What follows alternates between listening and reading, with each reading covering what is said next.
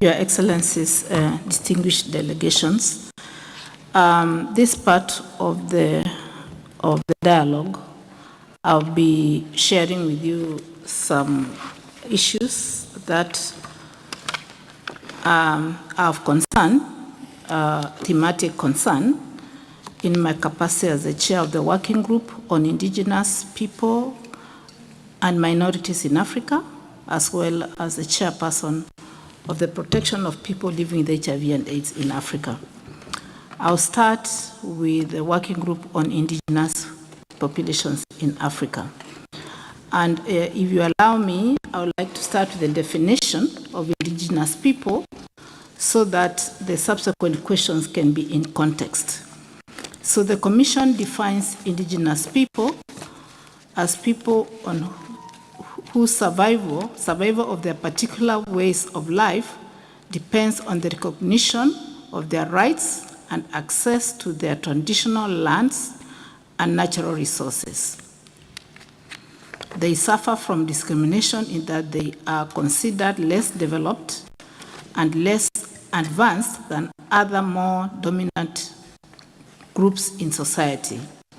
They often live in inaccessible, often geographically isolated areas and suffer from various forms of political and social marginalization. They are often subject to domination and exploitation within political and economic structures that are commonly designed to reflect the interests and activities of the national majority. So given this definition, the Commission would like to ask the government of Egypt if it recognizes the existence of indigenous groups and respects their cultures, languages, and traditional knowledge. Second, if the Bedouins, Nubians, and Amazigh are considered. Egypt voted in favor and adopted the United Nations Declaration on the Rights of Indigenous People. Is this declaration not the vast majority of citizens and legal professionals, and does it apply in national courts? Since the report does not specifically address the issues of indigenous people, the Commission would like to know if Egypt has ratified the ILO Convention 169 on Indigenous and Tribal Peoples of 1989.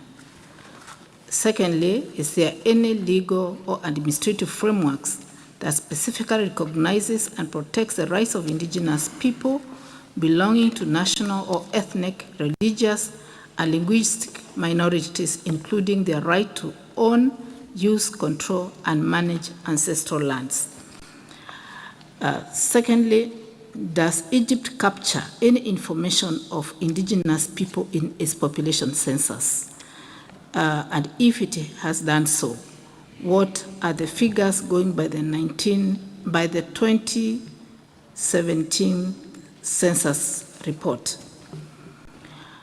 Marginalization and discrimination are major difficulties that indigenous people and persons belonging to national or ethnic, religious, and linguistic minorities face in their daily lives. Has the government put in place any laws or measures to raise awareness and to address any injustices affecting indigenous communities and people belonging to national or ethnic, religious, and linguistic minorities?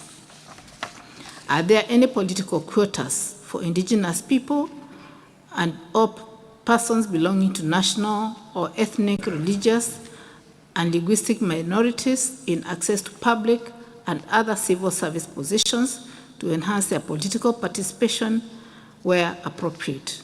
And lastly, what strategies are in place to improve access to basic services, including education for indigenous peoples, as well as access to health facilities, among other public services? And that takes me to the next mandate, and that is the mandate on protection of people living with HIV/AIDS, those at risk and affected by HIV in Africa. The report under review does not include any substantial information on the government efforts aiming at combating HIV and protecting the rights of those living with HIV, except a reference to the National AIDS Control Program and the establishment of 13 new treatment centers, bringing the total number of treatment centers to 27. Nevertheless, the report raises concerns about the increase in the number of cases of HIV/AIDS in Egypt. Given a national population of 116 million people, even 0.1%, which is seen as a current prevalence, brings a total number of people of 11 million, which is quite significant. The delegation is therefore invited to provide disaggregated information about HIV/AIDS prevalence evolution during the reporting period. The delegation is also invited to provide information on to which extent the government has achieved the 95-95-95 global AIDS targets. What is the HIV/AIDS prevalence in prisons and correctional institutions? What targeted HIV/AIDS intervention measures for prisons and correctional services has the government implemented? The delegation is invited to provide concrete examples on other measures to address negative effects of the stigma faced by persons living with HIV and AIDS in the country. Are there any legislative or policy measures that criminalize the forced sterilization of women with HIV and AIDS without their free, prior, and informed consent, as well as intentional, deliberate transmission of HIV/AIDS in Egypt?